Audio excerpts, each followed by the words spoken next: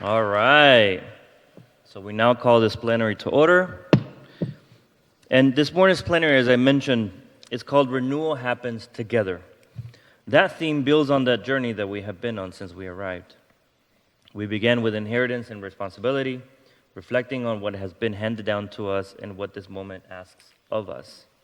Then we turn to renewal begins with me, the responsibility that each of us has to practice this work in our own habits, conversations, and relationships. Yesterday afternoon, we saw action at scale, how courageous citizenship can move from local conversations to broader civic impact. And now, this morning, we turn to a simple but essential truth. Renewal does not happen alone. Courageous citizenship is intentionally engaging across our differences to build together, and none of us does it alone. Renewal is not coming someday. It is happening in this room. And there's a place in the next chapter of Braver Angels for each and every one of you. Jim? Well, it's time for a couple announcements. First, I'm relieved to say there's no more chapters in Linen Gate.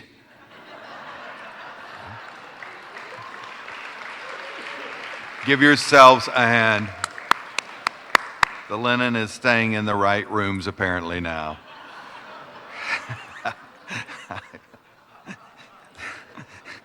Okay. So this morning, we're going to look back where Braver Angels began and what has changed and what remains hard and what the next chapter will require of us. We'll hear about ways for alliances to form, grow, and thrive. We'll talk about people where they are. We'll lift up meaningful partnerships, and we'll ask each of you to think about where you see yourself in the work when you return home. Our hope is that you leave this plenary not only inspired, but more connected, more equipped, and more ready to build with others. Now, actually, you guys stole our thunder earlier because this is the part we're going to recognize Mr. Wade Forbes, the graphic recorder.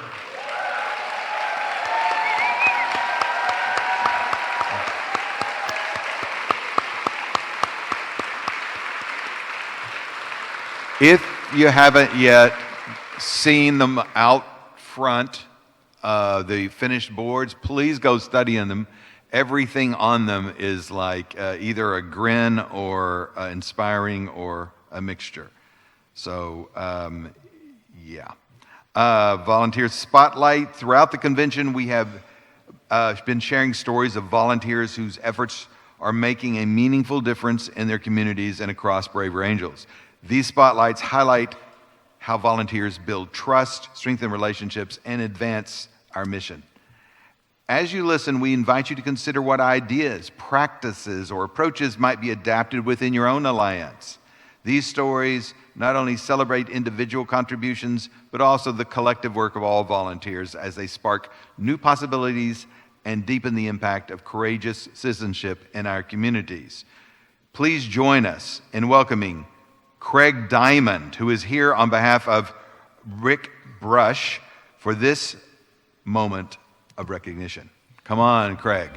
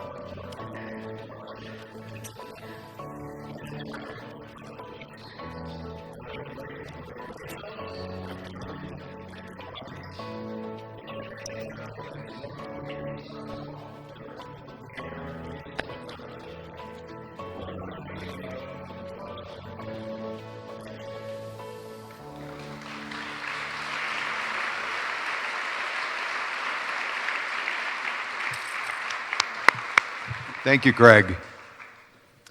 So now, to help us begin with this morning's plenary, we are pleased to welcome Maura Giles and Bill Doherty.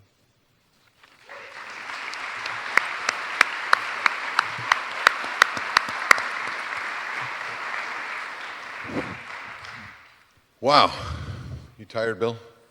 I'm as fresh as a daisy. Okay. That I was knew there what would you be call something a like lie, that. a lie. But a white lie. You didn't want to hear that I'm exhausted and I hardly feel like talking to you. You didn't want to hear that. But at least you got your shirt right, Bill. Yeah, absolutely, yes. Correct. Correct.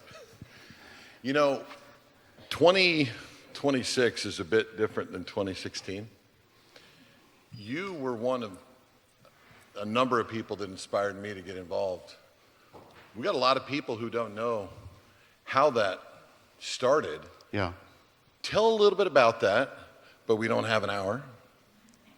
Why did you point at me when you said that? It's an inside joke. He knows that He I'm talks the one. too long sometimes is the issue. And he projected it onto me. Did you see that? Did you see that? Tell me more. Yeah. I'm a trained therapist, so I see this stuff. A lot of you wouldn't have noticed. But share a little bit about that, but then Sure. how today's different than it was Yeah. 10 years ago. So some of you have heard the origin story of Braver Angels so often you could repeat it in your sleep, but it's new for some of you. And Some might still be asleep. yeah, that's right. I'll get the laughs here if you don't Okay, mind. I'm done. Okay. See, I've been around a lot longer than this guy, so I get to. So it was about a week after the 2016 presidential election, and if those everybody here except maybe really young people remember that, and so many people were in shock, including people who voted for Donald Trump, including I think Donald Trump. I mean, Hillary Clinton was supposed to win. Yeah, right? And so there was this feeling of surprise and shock. And then I got a call from my long-term colleague and friend, David Blankenhorn. And so David and I had worked together on family issues, fatherhood, marriage. And he and David Lapp worked together in New York City. And so I knew David Lapp. So we had a decade of a colleagueship and friendship around issues of family life. Not politics, family life. So I get a call from David Blankenhorn, who says that he had been on the phone with David Lapp about how people were feeling in New York City about the election and how they were feeling in South Lebanon, Ohio. In New York City, the world was ending. And in South Lebanon, Ohio, it was morning in America. And then they came up with, I think it was David Blankenhorn, his great impulsiveness. He said to David Lapp, why don't we get a bunch of Hillary Clinton voters and Donald Trump voters together for a weekend and see if they can talk to each other? Now that sounds fun. Yeah. Well, so he called me and I said, oh, that sounds, what we say in Minnesota, interesting. It means it's a cockamamie idea. And so I said, well, what are you going to do with them? And he said, well, I don't know, we'll get together and we'll talk. And I said, oh no. And so I kind of volunteered. It was I volunteered myself to design and facilitate it, but that was I actually cannot imagine him volunteering himself. my story. You were somewhere in Utah at that point. You don't know. I actually wasn't living in Utah then. So, but it turns out they were hoping I would volunteer to do that. So, but what David told me, I want to do the theme of courage here. David told me that all of his New York City intelligentsia of all sides said, do not do that. Too raw, too soon. Do not get those people together. It will be a disaster. Well, that's all you have to say to David Blankenhorn to go. Let's go. Yeah, let's go. And so we just decided to do it. A couple weeks later, December 8th to the 10th, 2016, and it was up to David Lapp to recruit everybody, okay? And so he did, and so to just make it shorter now, I have to say, I was the most afraid of anything I'd ever done in my career. Truly. Just how was this going to go? Anything. It was brand new territory. I had good facilitation skills and I was a therapist, but the country was so divided. And we were going to be for 13 hours over a weekend with people. 21 people, so to bring this to a conclusion, I knew it was going to work when we asked people why they came. I'm emotional getting back to that now. Because what they said was, we can't go on like this. We have children to raise here. We had a grandmother who was in tears about the division and worried about the future. They said, we have hospitals to maintain and schools to maintain and kids to raise here. We can't do it if we keep fighting each other. We have to get past the fighting. Yeah. And I knew it was going to work at that moment.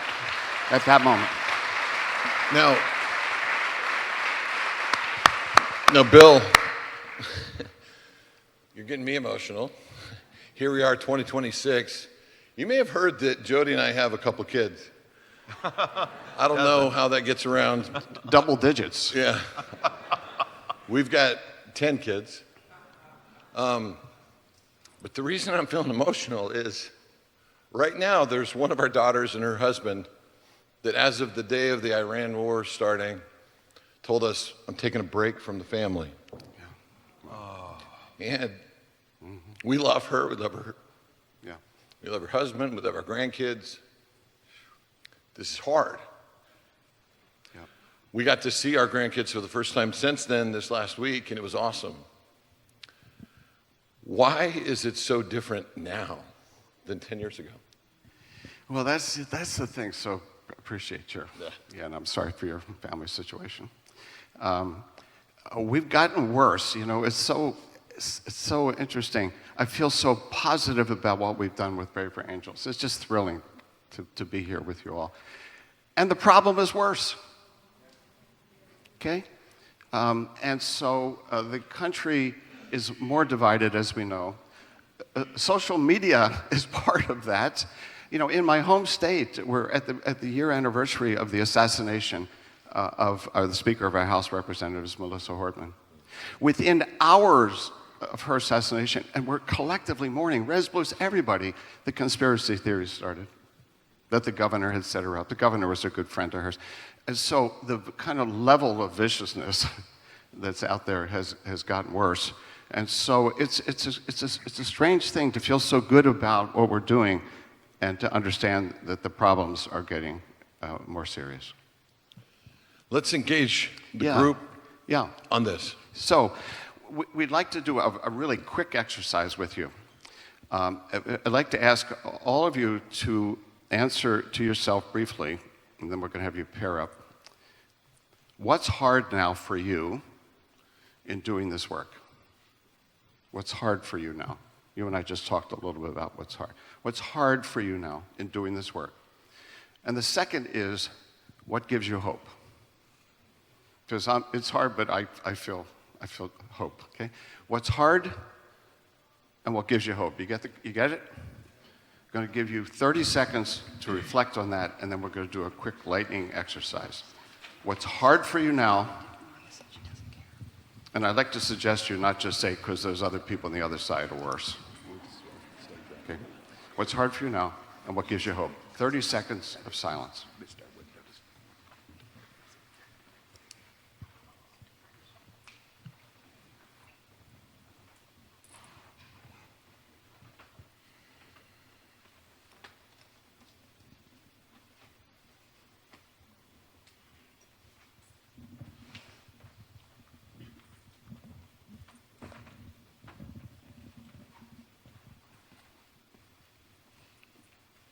Okay, so I call this a lightning exercise. So we're going to do it in 2 minutes. And so I'd like you to stand if you can. Did you bring your whistle? What's that? You have your whistle? I have my whistle. Did I even need to ask that? So when I say go, I'd like you to find somebody you haven't met yet, hopefully with a different lanyard, but we don't have time to do, shh. Shh. These are the junior high people who want to make sure they have the dance partner. So I'd like you to find somebody, preferably with a different lanyard, but that's okay if you don't. Not yet. Hey, folks, look at me. Look at me. Okay. Chaos breaks out when people go too fast. Only when I say go. So find somebody. Port. Yeah, thank you. So you could have a 3. And you've got 2 minutes, so you have to share it. What is hard? What gives you hope? 2 minutes, and I'll blow the whistle, and then you'll stop, right? Go. Did that go out? Do we have a mic problem?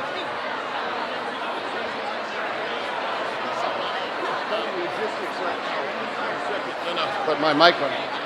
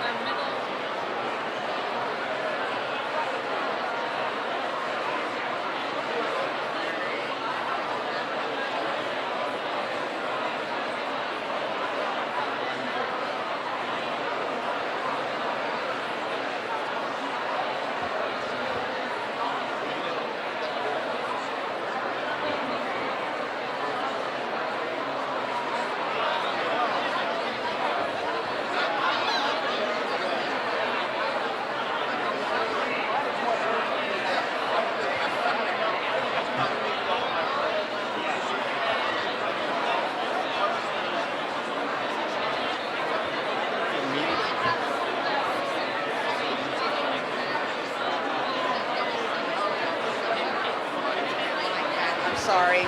There's been a problem with one of the other mics. Oh, sorry. Yeah, you're good. Thank you.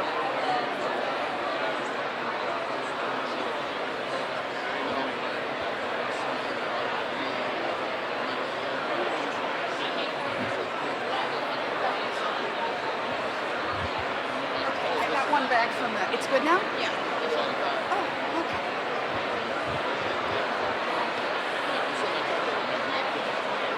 All set.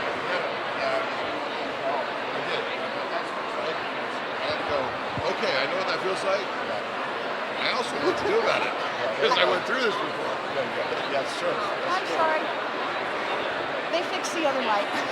Why don't you stand up here with me while we hear from people? Okay, let's get a quick. I will. Let's get a quick selfie.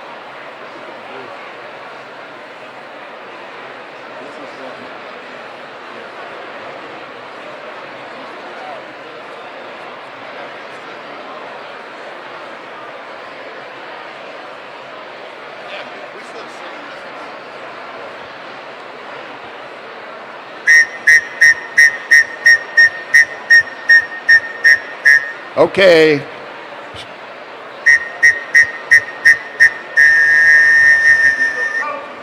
Okay. Finish up. Shh. Thank you.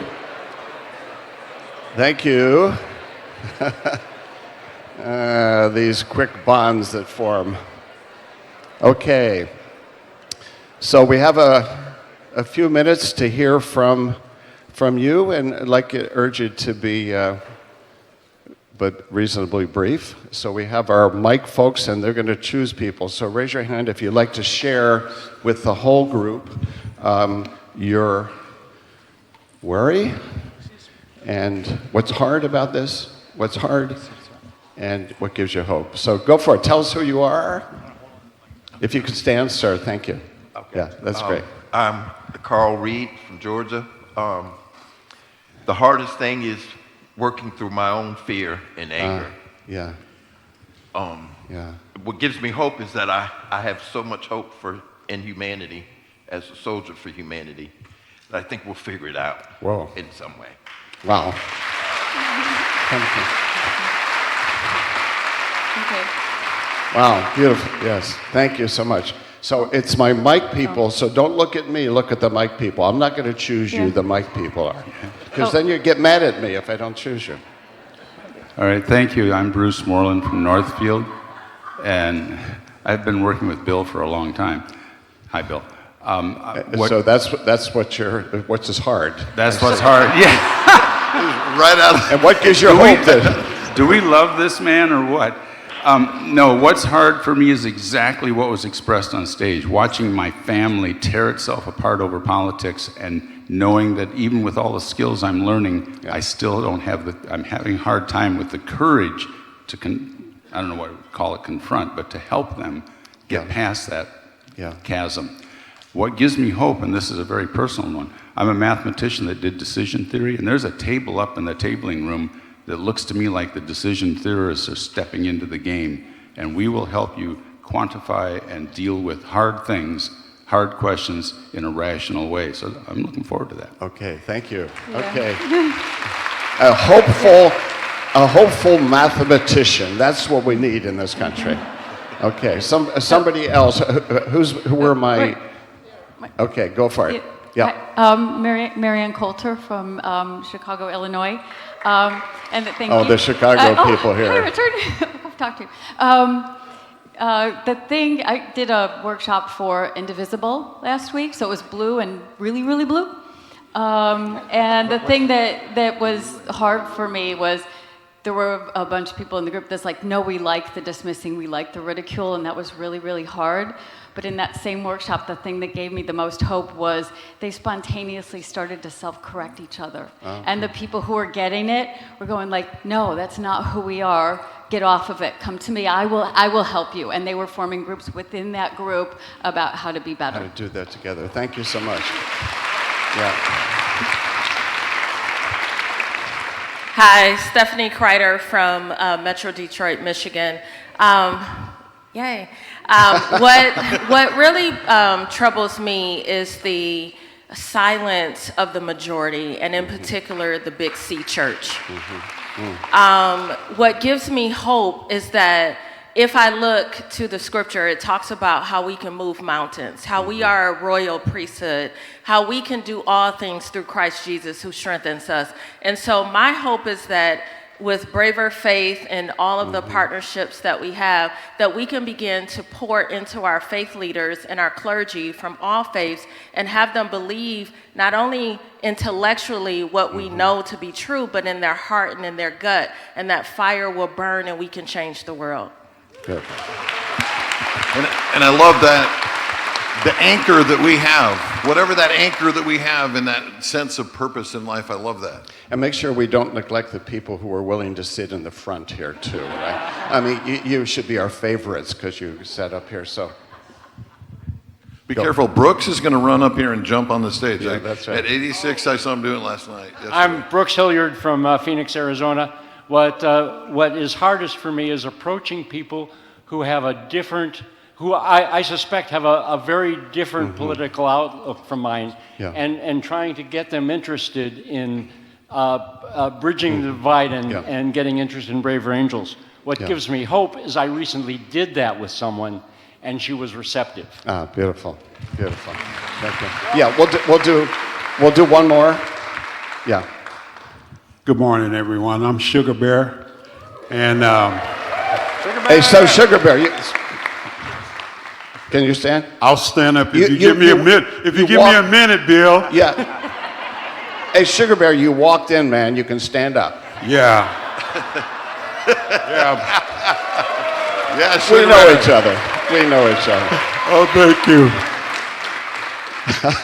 God, you about ready to make me cry. Yeah.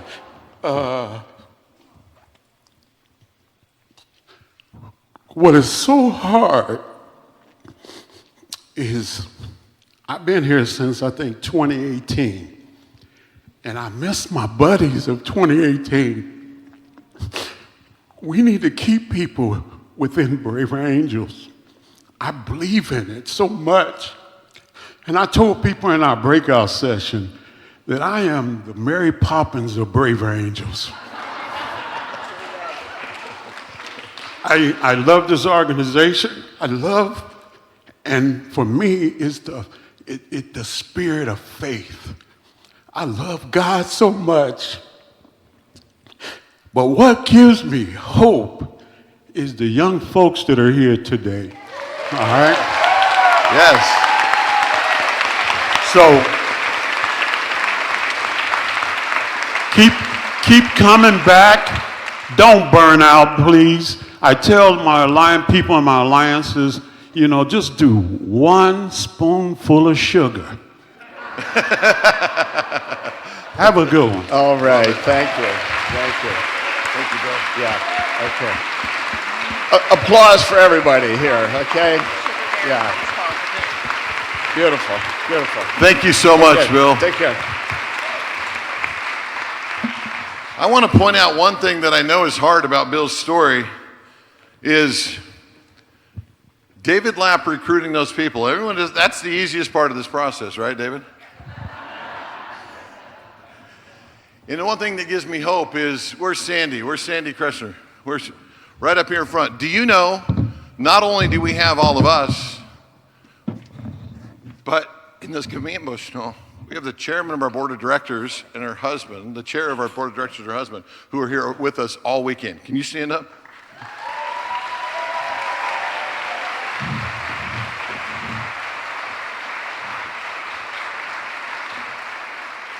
So we know the hard, we know the hope, and we know that there's things we got to do to help us be able to have the tools and the things that we need moving forward. We also know that we've got to build those things and co-create them together. But that story and others, isn't that such a powerful thing that we're here today because of that decision and maybe that audacity to say, yeah, let's get together. And we have been working hard to be able to put together, all right, well, where do we go to build upon this powerful foundation and this vision and this mission and purpose? And so we've been rolling out things as quickly as we can, maybe sometimes too quick, and maybe sometimes we need to move faster. But we have a strategic plan. And before I introduce someone who is, I think, going to be a really powerful and important part of this, that some of you have met her already, is I want to put up on the screen 3 numbers that I want you to think about. 15 million Americans that choose to embrace courageous citizenship. That doesn't mean they have to join Braver Angels. In fact, I don't expect they will, most of them. They don't need to. But we believe in the next 5 years, the 3 to 5 million that currently raise their hand by different measurements, that if we can triple that, you start to get enough people in this country who will say, hey, I love that unexpected public act of courage. I want that. 1.5 million, we feel like we need to be able to talk to on a weekly basis, instead of the 80 to 100 sometimes, the 80,000, up to 1.5 million. Well, we really haven't put forward a whole lot of marketing. Once we start doing that, we can get that group of people that wants to talk to us over the next 5 years.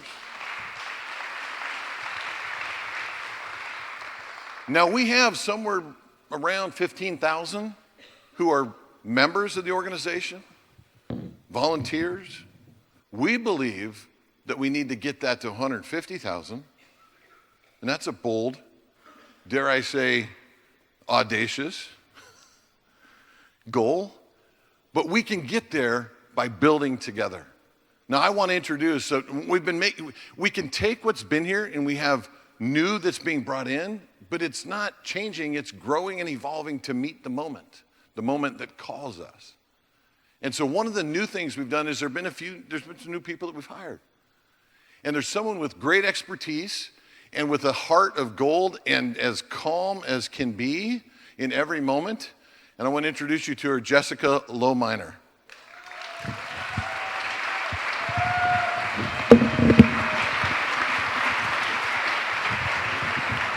Listen to Jessica a few minutes because she's central of building that engine and co-creating it with you.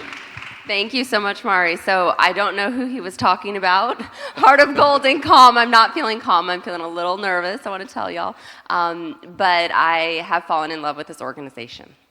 I started working with Braver Angels in February of 2026. I was hired to be the director of debates. And during the very first debate that I participated in after being hired, it was the debate on the American dream. Resolved, the American dream is alive and well. And during that debate, of course, we heard from people of all different backgrounds and different perspectives, different visions of what the American dream was.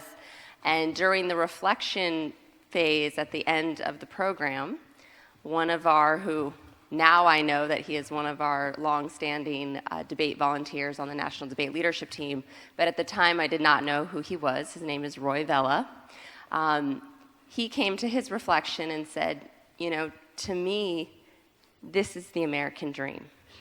That we can come together from all across the country, all different backgrounds, races, religious points of view, and that we can, in one place, share our perspectives and have them heard respectfully and to challenge ourselves to hear from others, and that we are doing it. We are living the American dream. And yeah, in that moment I started to cry, and I knew that I was home, that I was in the right organization, and that I wanted to do everything I could to support this organization and make sure that we are positioned to have the impact that I know that we can have. And I've been incredibly excited to work alongside this incredible team of staff and volunteer leaders to really bring home this strategic plan that was already in process of being developed before I came on staff, but was finalized kind of in the first couple of months of my being on the job. And now the challenge is to move it forward and to execute it. So it's a 5-year plan.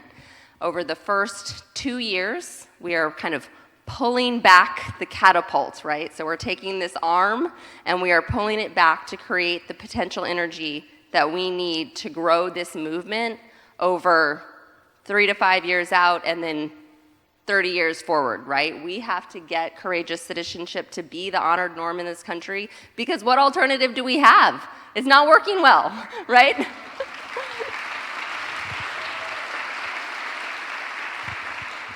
So over the next kind of 30 minutes, we're going to be hearing about some of the initiatives that are coming soon that are going to help us kind of set up this catapult. But we are going to work to make sure that the alliances have what they need to grow and thrive. Yay, alliances!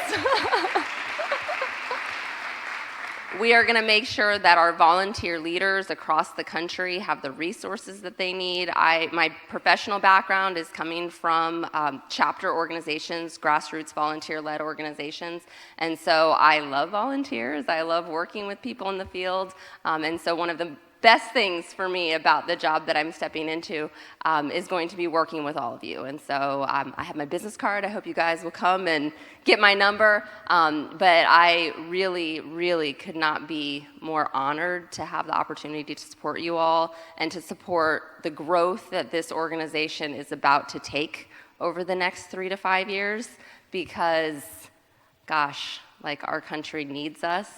It needs all of us in this room, and it needs so many more people who aren't here yet. And so with that being said, I'm going to turn it over to Mari to tell us more about what's coming next, and it's an honor and a privilege to get to work with all of y'all. Thank you. Thank you, Jessica.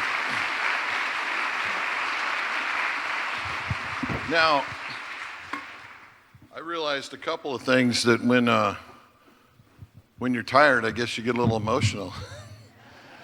The other thing that I realized when you get tired is I'm going to be a little vulnerable here and share something that Bill is going to make fun of me for, I know. I literally, has anyone seen that stained glass window there? Back in the back? From here you can see, it's like inspiring.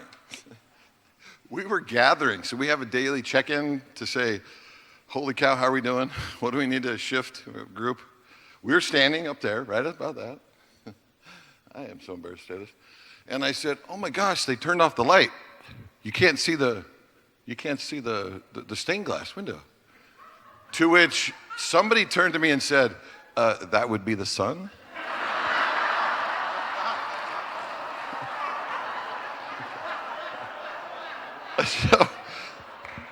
So that's who you're dealing with here. Just. The other thing that happens when you're tired is the feeling of imposter syndrome goes even higher, like especially when you make comments like that. Now, let's hear from folks in the field about this. I want to have, let's bring a few up here. Let's have Chick Nelmer, Bruce France, and Emily Jacobs. Come on up. Big round of applause.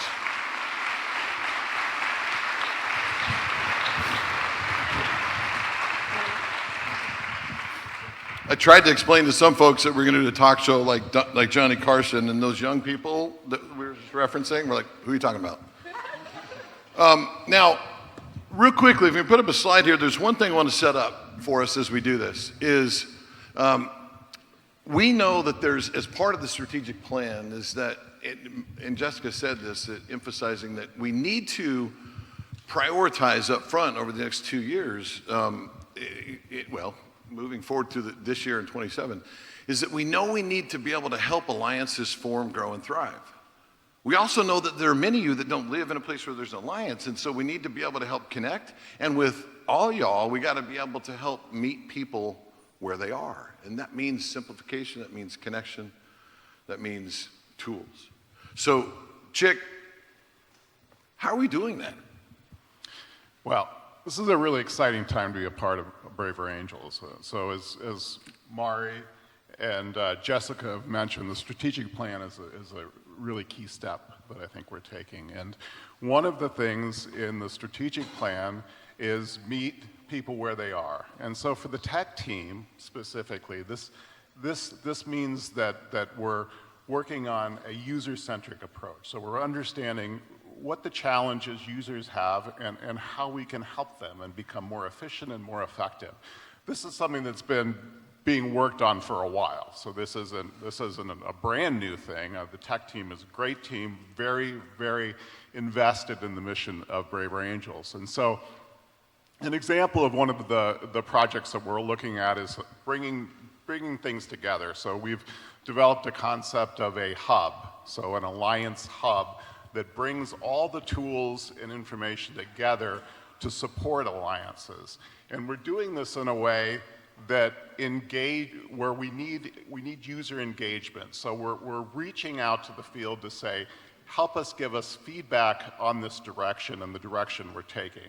And so we have a form on the website right now asking for volunteers. So there should be a QR code coming up that will allow you to sign up, and when we start rolling out some of these programs and products, we're going to reach out to that group and say, we'd love your feedback.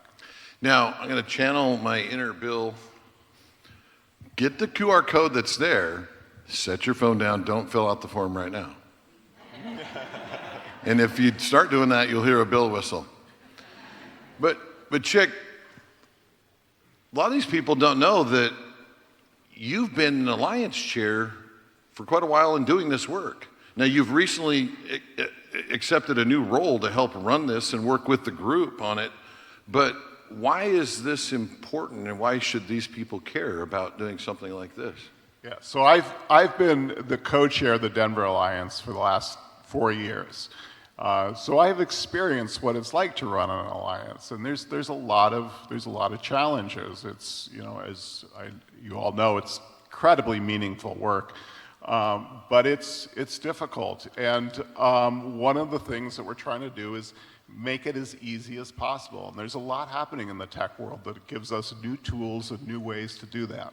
And that's what we're working on. Now, I was imagining my email address of CO Next Chapter, that when that visual came up, that there was all of a sudden, it's like, hey, what's that? Well, I want to see that. I haven't looked at it yet. Was that real already? Is that already built? What we just talked about, the Alliance Hub? That prototype is built, and But I want to going into emphasize the testing word that mode. you said. Help me out here. Prototype.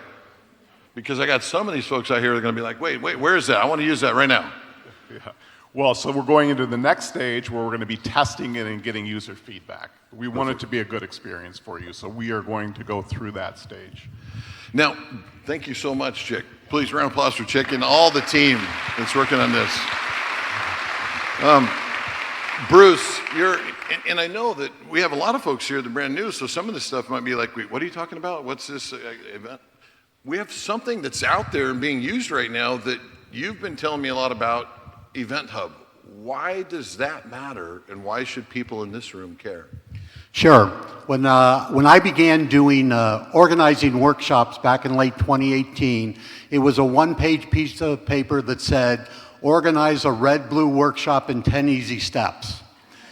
And then we came to the pandemic, and we needed to put everything online, and all of a sudden we had Eventbrite, we had Zoom, we had different resources that we needed to do, and every one of those resources we had to send somebody an email, we had to get an email back, we'd have like 15 different emails to put on to organize an online workshop.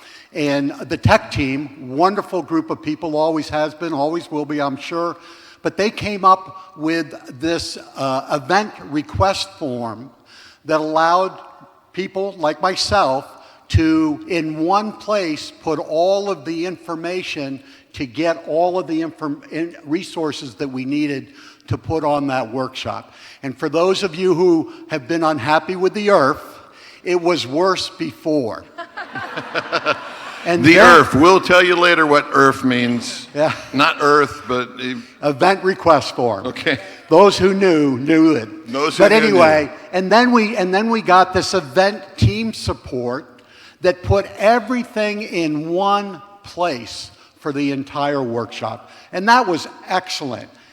And so this next one, this Event Hub, is replacing the event request form and makes it, excuse me, so much easier to go in, put in all the information, ask for the resources you need, to give all of the information. In one easy place, you can go from tab to tab, you can go back to it, you can make changes. When you make changes, then you get the new resources. Maury, it's just a phenomenal tool, and it's gonna be great for this organization. Thank you, Bruce. Now, where are you from? Where is your alliance? So these people know. Capital Region of New York State. Okay, I've heard of it. Thank you so much. Now, part of meeting people where they are and the simplification is that understanding that if we're going to engage across difference to build together, sometimes it's relationships, sometimes it's more, sometimes it's taking action, and all these tools help us get to the point to be able to engage further on this. So in the fall, we launched something, Emily. Let's watch this video real quick.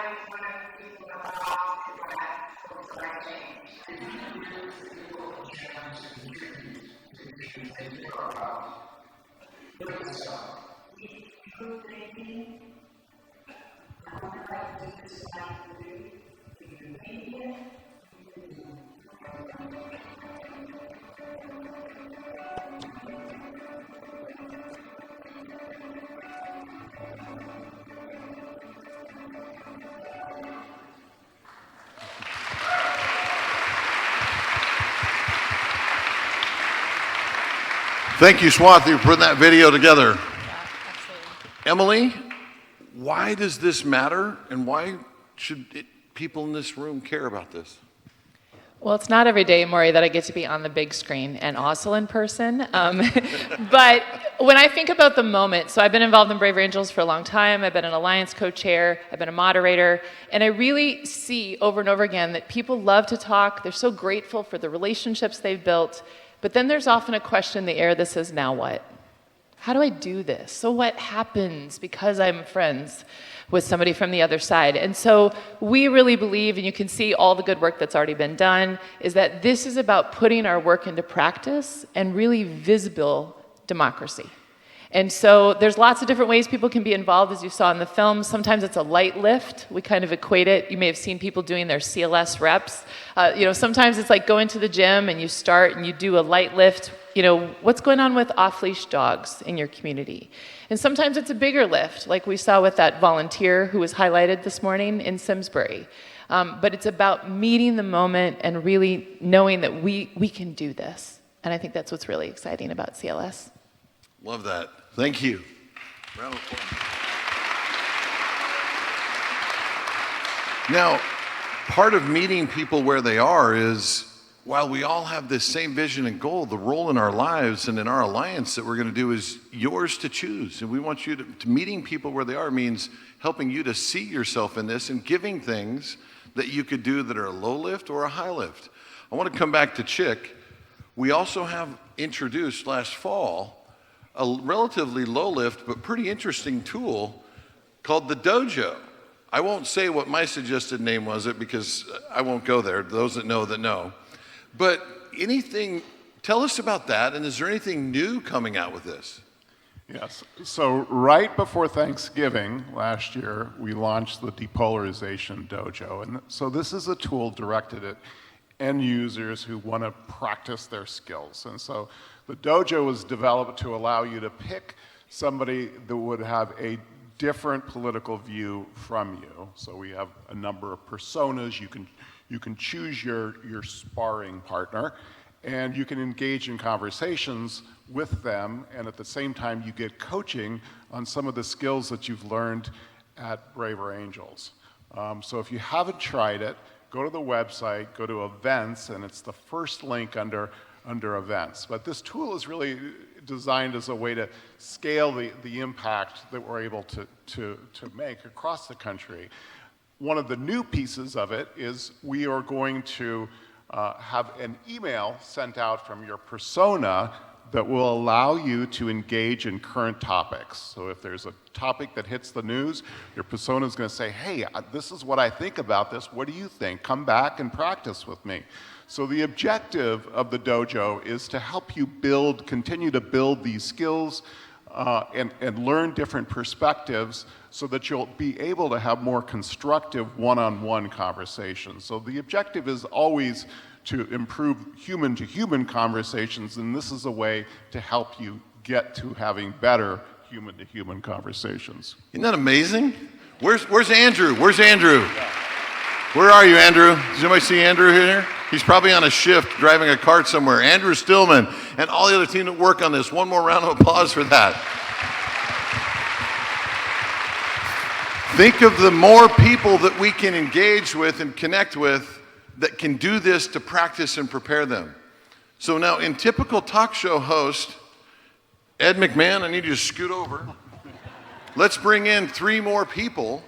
Let's bring in 3 more people. Now, I want Mary Thomas Valens, Jeff Tiemann, and from Common Sense American, Mary Tanner.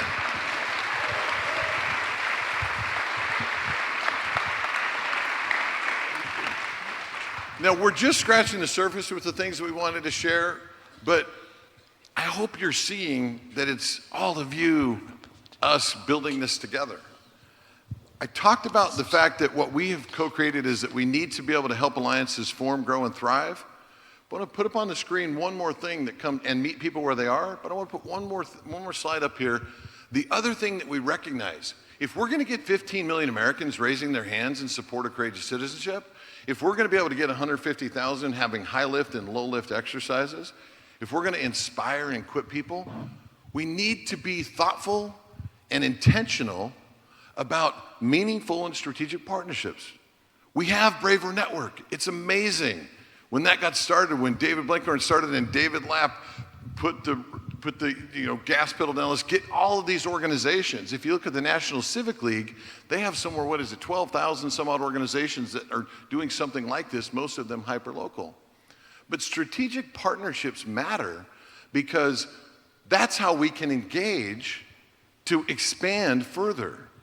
This work is not about growing braver angels, even though we need that to happen to a certain level. This work is about changing culture. If you're one of our partners here, yeah, please, thank you. If you're from a partner organization, including if you're here on the stand up real quick so get a round of applause to those that are here with us who are strategic partners. Braver Network. Look, up above. There's some up there, over there.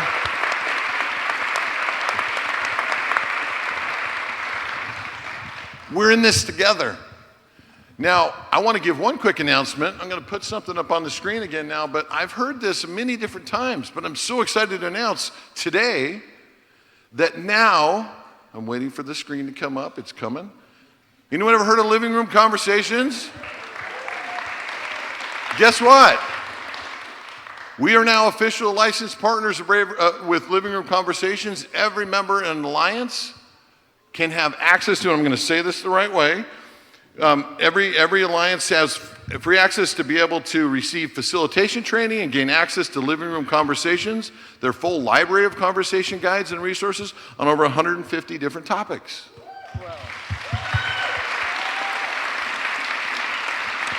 Some of the folks from Living Room Conversations are here. A lighter lift way where you can have conversations. It doesn't replace what we're doing, it adds to it. Now, want to talk about from partnership, Mary TV. We just saw you up there too. You were, sorry, Mary TV is her nickname. I should have, that's like IRF. You didn't know that. Mary Thomas Valens. We have a history, but we won't get into that right now. It's a good history, but you've been working and really been inspired by another partnership with what we have with the Dignity Index. Absolutely. You saw a brief video with Tom Shriver. He's the co-founder. Tim. Tim Shriver. Anyway, he has a line that grabbed me, and is contempt is the enemy of your cause. Anytime I feel angst and anger, I think of that because we're never going to convince anybody with hate. Wilt will also talk about that too in his work. Anyway, the Dignity Index is another great tool alliances can use. They are now going to provide workshops and facilitators for alliances. All you have to do is request them. I'm going to be walking around with this card, and you can go to the exhibit hall and get on their link and get connected with them. The Dignity Index is a scale from 1 to 8, and it's a way to look at the language that you use. It's a mirror that you hold up to yourselves. So 1 is showing greatest contempt, and 8 is showing great respect. And you can work up a dignity, and you can work up the scale. I think about it as a partner to the lap skills. And doing lots and lots of workshops, the Dignity Index gives you a way to look at the language you use. And the lap skills gives you the opportunity to learn how to listen and acknowledge and use that language when you share your perspective in a way that you're going to be heard. So it's really, really powerful. I've attended 2 workshops. Tammy is here, going to do one this afternoon. I'm going to go again. They are so fun, so engaging, and our goal is to have a partnership in our workshops where you have lap skills connected to the Dignity Index. So you have the language and the skills so we can build our toolkit for courageous citizenship. And Tim Shriver, I've said your name so many other times, it's just the nerves. And Mary, where are you and what have you been doing within Braver Angels as a volunteer? Oh, okay. Well, I started as an Alliance chair after meeting in a Red Blue workshop that I didn't want to go to, by the way. I was busy grading papers and it was a full day thing. I met Barbara Farmer, Susan Rico, and we were on the opposite sides of conversations, and I couldn't believe that I was having these surprises. Every surprise was a message that I had a stereotype, and that really bothered me. So anyway, we walked out the door, and I said, I need to have coffee with you. We built our alliance. So what did that lead to you doing then? Yeah, so we have several alliances in Southern California, and citizen-led solutions with Barbara. And then as a teacher, a lifelong teacher, I retired, and I just have this passion of working with schools, universities, professors, superintendents, school board parents, and teens. And some of the most fun work, and if you want to have hope, there are so many teens dying to change the culture because they do not have good adult role models in the news, in the world, and they are craving this work. So if any of those teens are out there, yay you, because they did a great presentation yesterday. Great. So I want to help you see then here, by the way, I carry the Dignity Index cards in I'm on planes on occasion, and I keep the cards with me, and when we start having conversation, pull it up, and then I usually give them out a number of different places. And it's not to evaluate other people, it's to evaluate yourself, and to just give you. And so I want to connect it now. If we're going to help alliances form, grow, and thrive, if we're going to meet people where they are, then there are going to be opportunities where we're going to see things that are complementary, mission aligned, that we can help you with your alliances have those tools that help more people see themselves in this work and practice courageous citizenship and healing those relationships. And the Dignity Index is such a powerful tool to help us with that. So thank you, Mary. Did you want to say something? Oh, no, it is really fun. In fact, if you're a Ted Lasso fan, some of the practice activities are from video clips in Ted Lasso. So it's super fun. So we can reach more people with these kinds of tools. Now, another partnership that we have is with Common Sense American.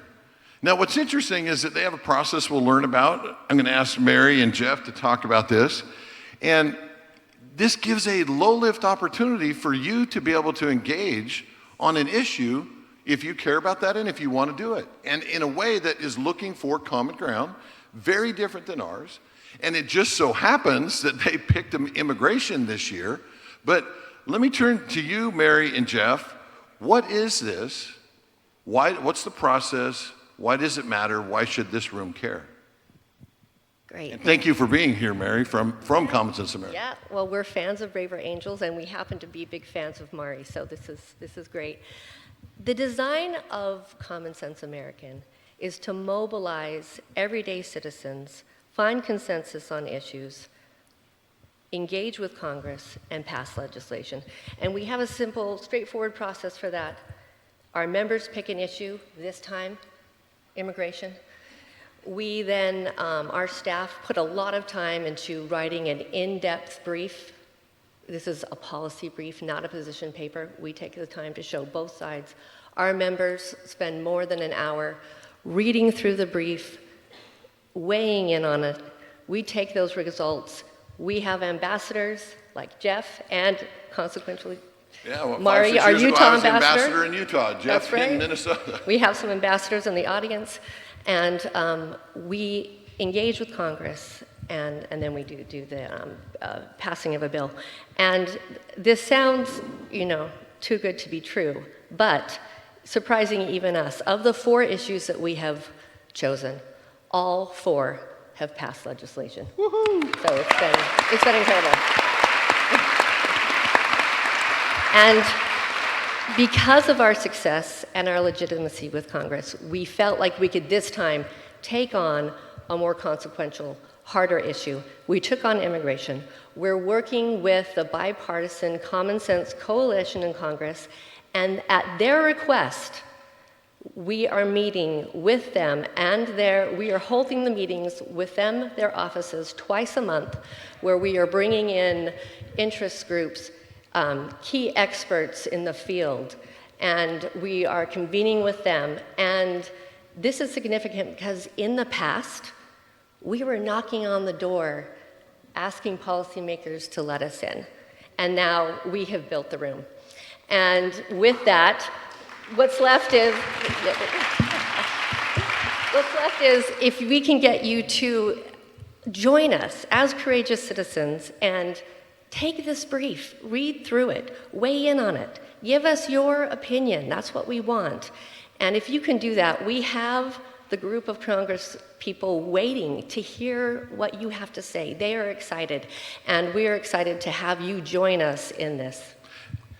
Jeff, as an alliance and as a member of Braver Angels and Alliance League, why would this room care about this, and why does that matter?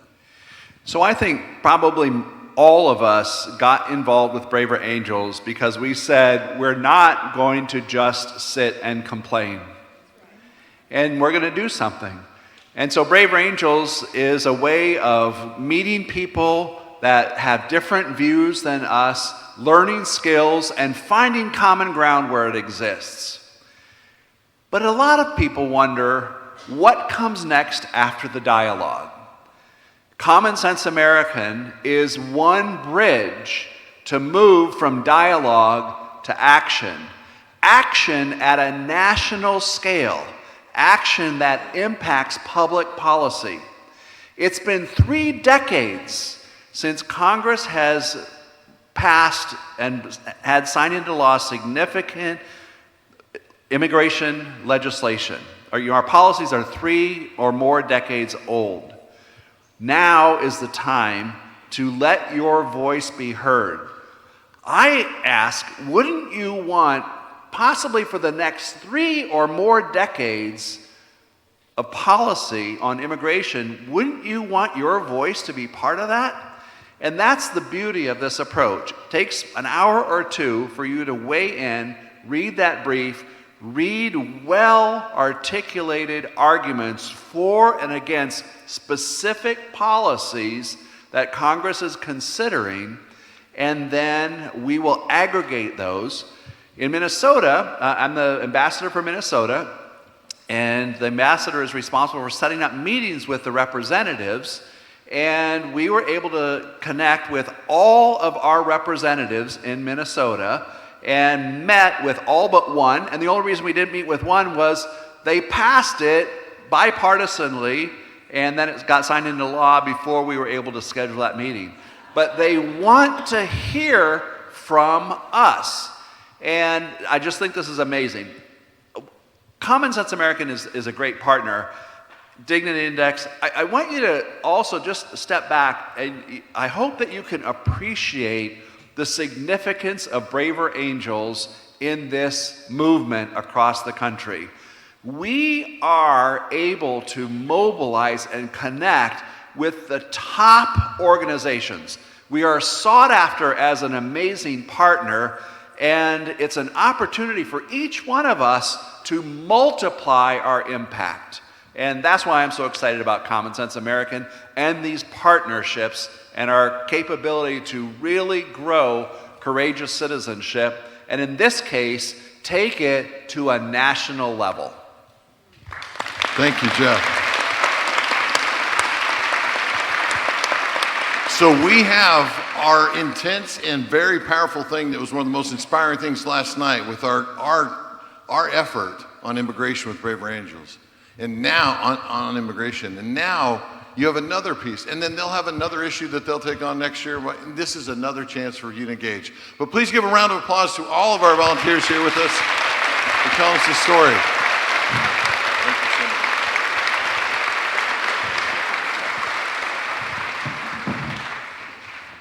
Well, you know, there's so many of you partners, so many of you volunteers out here. I'm just going to give you a little behind the curtains thing here for a second, that if you knew the debates and the discussions, if you know, about what we were going to talk about up here and all the back and forth, we could have taken all 5 plenaries talking with each of you, sharing these things. But I hope you saw a little bit about that. But you know, one thing that's interesting about doing a talk show, and I sort of got this when I was seeing, I realized when I said the Johnny Carson thing to some folks, what are you talking about? Then I started saying Stephen Colbert. Some people knew what I was talking about. A nice thing about a talk show is that you end with a surprise guest. So here comes Paul McCartney. Oh wait, no. Way better than that, David Blankenhorn.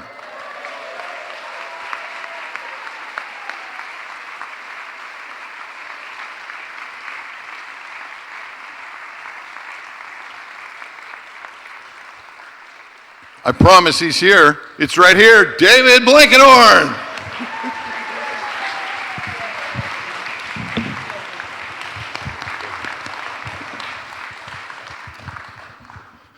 It's fun having a surprise guest at the end. But not a surprise to those of us who've been involved in this. David. How's the job going? Yeah, how much time do you have? It's going great because of all of this that you, David, Bill. I want to give you a chance, though. I didn't tell Bill I was going to do this. He told the story. Did he get anything wrong? No.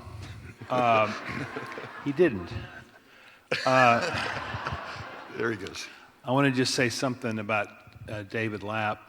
At the end of the weekend, it was an incredibly intense experience. We had no idea that it would be so, transformative to our lives. It touched us all a great deal, and we're still in touch with those 21 people. And so one woman at the end said, "Oh, gosh, we've had such an intense experience, and now we have to go back to the real world."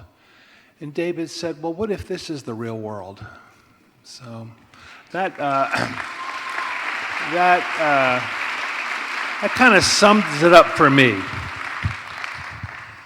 You know, I don't know if a lot of people know this, but you've been working on trying to change culture and trying to help build what it is that we all live in and make a difference for good for decades.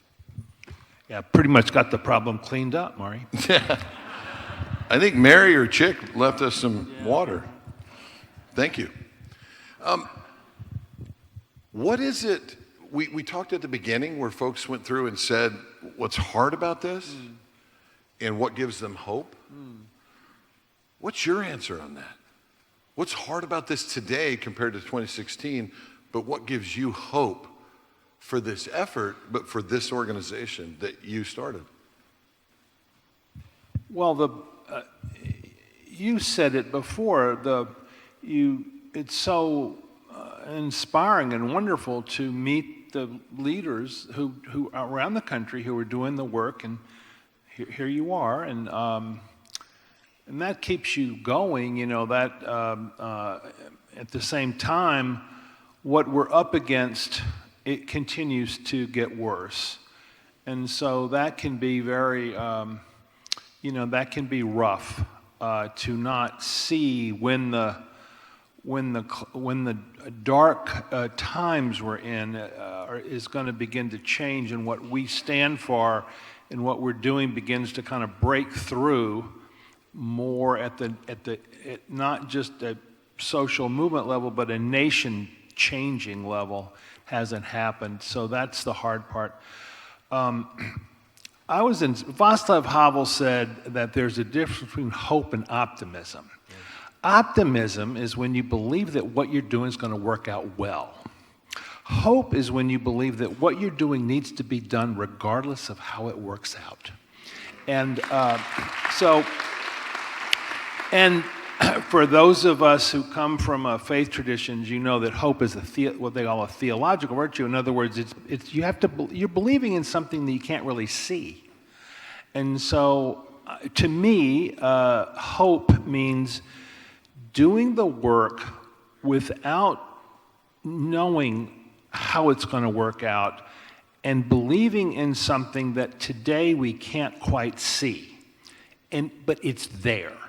And I think, look, this organization was made for this time that we're in. That's it. It's our time, and we're either we're going to fail or succeed. But whether we do or we don't, it doesn't depend on us. It doesn't depend on us. It depends on something that's bigger than us. I agree. When I said us, I meant you and me. Yes. The people who are, the so-called. I mean, we are leaders. I mean, you're and servants. We're servants. It matters. It matters that you were the strong leader that you are, and I'm so proud. Or that's not the right word. I'm happy to see your success as my successor, and that means a lot to me. And I want to say something to Barbara. Where is Barbara? Barbara Thomas,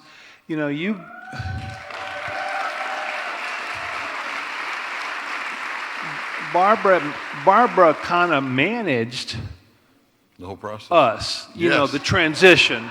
Well, us and the transition. So I owe a lot to Barbara, and so the leadership matters. But to me, and I think David and Bill felt this way in South Lebanon 10 years ago, it's like you're on a street corner and you feel the wind, you just kind of feel the wind blowing. It's not like you're going, you're not fanning the wind. You're not saying, oh, I'm going to create a wind. It's just a wind, and you just want to kind of, oh, that's interesting. Let's see where that can go, the great old spiritual, not I, but the wind that blows through me. So you and I, it's just the wind that blows through us. And that's this movement, that's what's going to work or not work. It's not, you and I are kind of there to kind of watch it, help it, hope for it, hopefully provide some assistance where we can, but it's the wind, I do. I love that. I love that. And I love listening to, learning from you, the things that you've talked about. And David, I appreciate what you created with many others. But you know what's really important is that this work is moving forward. And we want to recognize the fact that your work on this, and I know you're going to continue to do things, and we're going to bring in some of the civic life stuff and testing it back South Lebanon and do others, Ohio. But I am pleased to announce on behalf of our board of directors, on our staff, on all the members, and the future members of something that we're going to award every 2 years at our convention. The David Blankenhorn Now is the Time Award.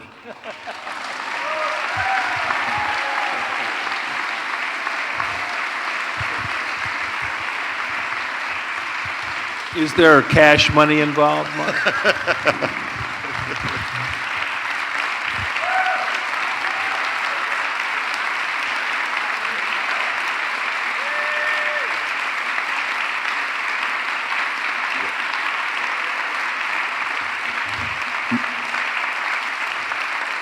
Now, I gotta tell you something about this. If you can keep that up there, keep that up for just a second. Put that back up for a second.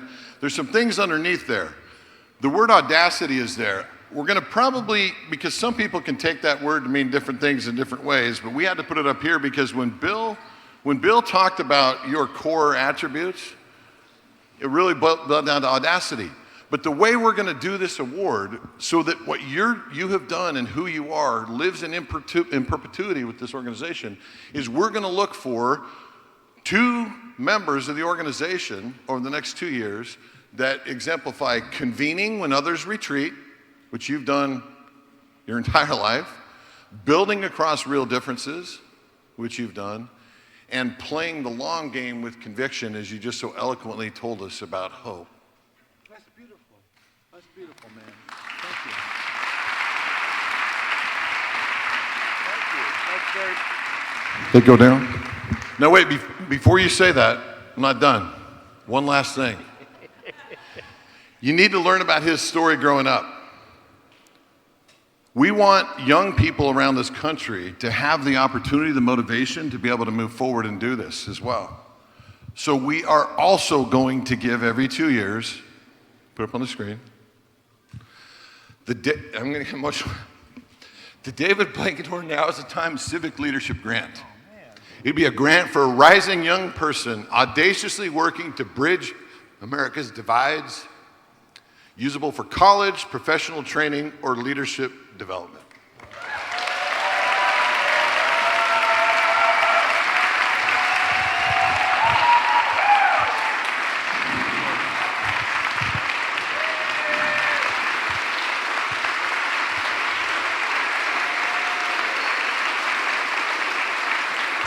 Thank you.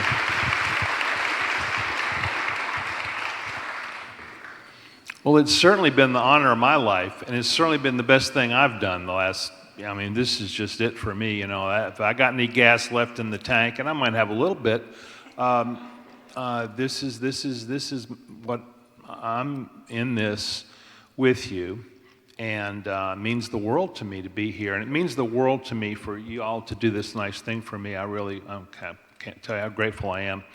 And now, let's get out there and do the work.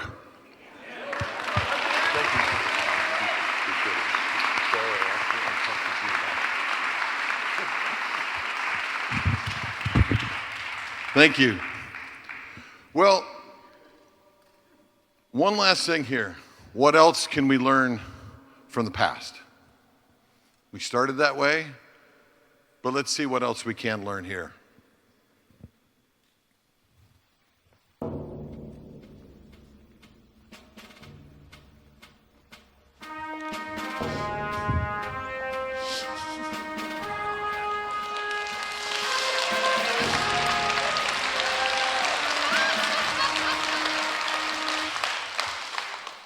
Good morning to all of you.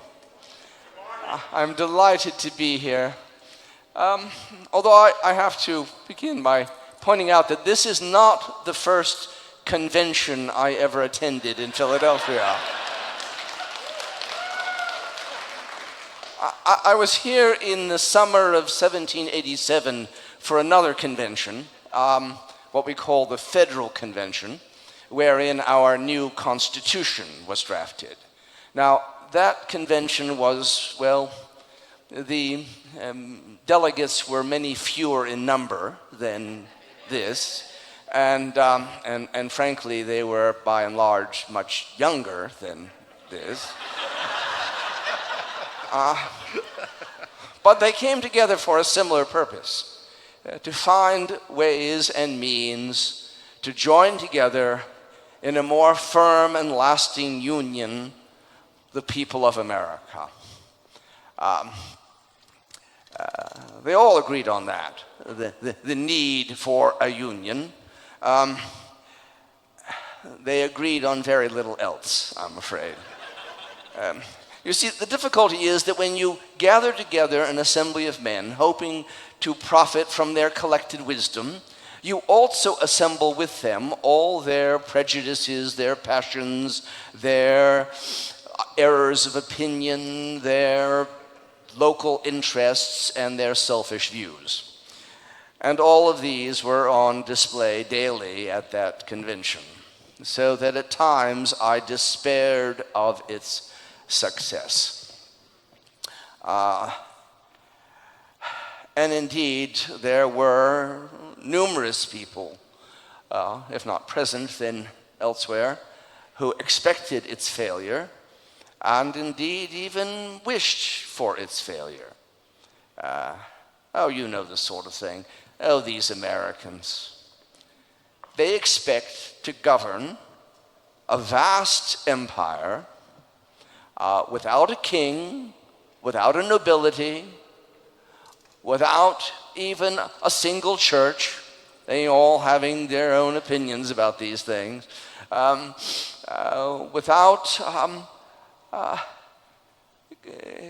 by democratical means, a lot of shopkeepers and farmers and former convicts are going to govern themselves. Their vaunted liberty and equality is a chimera, a fantastical impossibility, like unicorns and dragons and witches flying through the air on broomsticks. The only time we're going to see these Americans come together is to cut each other's throats. And that was indeed the view. Well, you know, I've lived a long time, and I've never seen a unicorn, and I've never seen a dragon, nor witches flying through the air on broomsticks. But a few years ago, I did see something that, until that moment, I would have thought equally impossible, equally absurd. I saw men flying through the air, held aloft with nothing more than a great bag of smoke. The Montgolfier brothers' balloon, on its first flight in November of 83, flew right over my house. I could look up into it from my garden, and I thought, what an astonishing thing. Men rising thousands of feet into the air upon nothing more than smoke. We live in an age of wonders where impossible things happen every day. So why ought we to be astonished at what was attempted? You know, I had been urging the unity of these colonies, these states, for 35 years before that time. Now, you should perhaps have thought that I had obtained my wish when in 1776 we declared ourselves the United States of America. Well, we were united by immediate necessity, and that union was held together by little more than glue and packthread. So when the convention met in 87, I had, such wishes for its success. And as I saw it proceed, I began to have such despair as to whether it would. And yet, in the end, despite all the disagreements, all the recriminations, all the accusations, all the dispute, an agreement was at last arrived upon, and a constitution proposed. Perfect? What human thing is perfect? I confess there are things about it that I don't care for at all, and I think very ill-advised, but I may be wrong.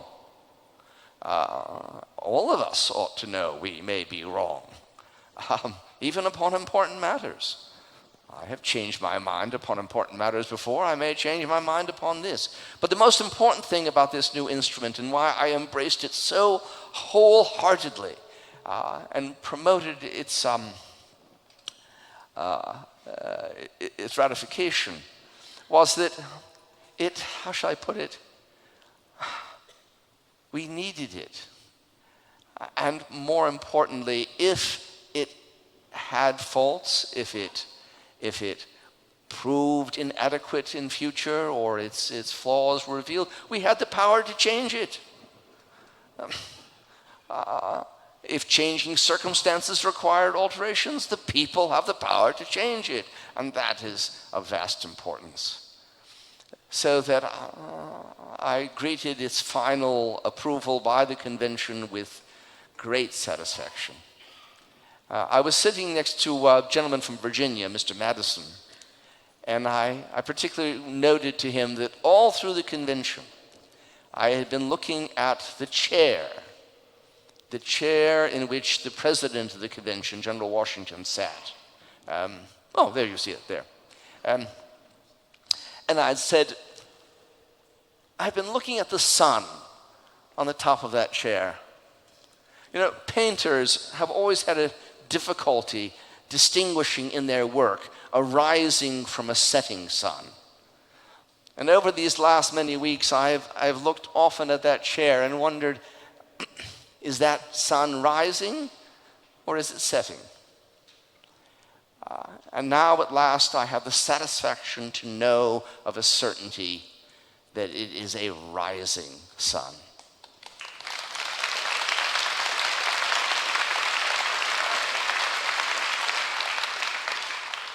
And it remains to us, my friends, to do what is in our power, to do the impossible, to keep that sun ever on the rise.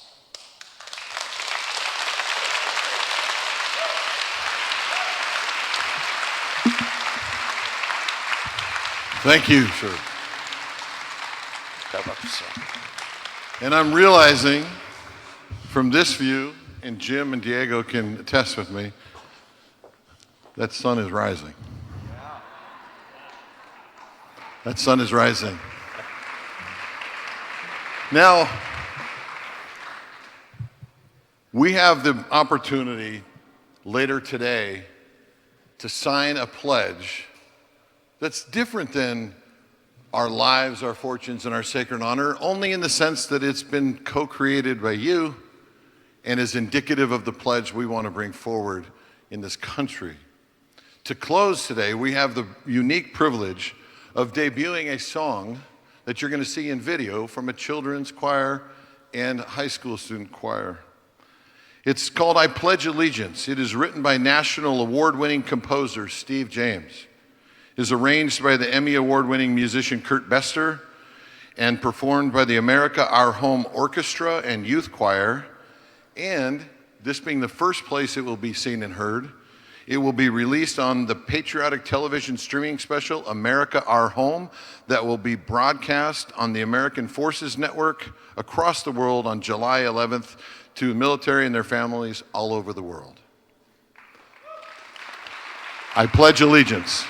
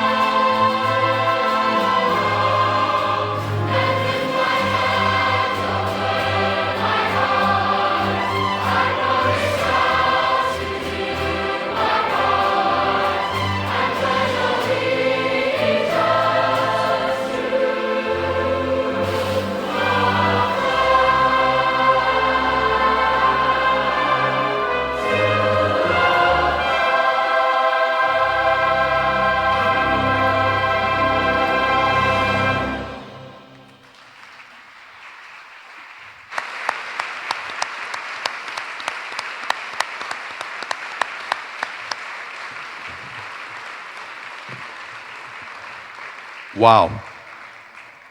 Beautiful. Thank you to Mari, Bill, David, BJ, and everyone who helped lead us through this morning. Very inspiring, right? So, as we close today, we want to return to the pledge that you all have been working on. This morning's theme was Renewal Happens Together. And that means that your pledge is not something that you have to carry alone. Before the day is over, find one person. Tell them about your pledge. Tell them about what you have been working on. Ask them what they wrote down. Look for someone who can encourage you, challenge you, partner with you, or help to take that next step when you return home. Because the next chapter of Braver Angels is not about the new tools that we've heard. It's not just about the new partnerships or the new ways for the alliances to grow, important as they are. It's about finding the people, finding one another, and deciding to keep building together. Any last words, Jim? Yeah, I was really inspired by the discussion of hope, right? Because without hope, we can't go on. And in the Bible, it talks about faith, hope, and love, these three. The greatest of these is love. And we have to love our fellow Americans, right? Not tolerate, right? We're not here to tolerate people on the other side. But to understand them, you have to love them. We have to love each other. And I think we're off to a good start. Let's keep it going.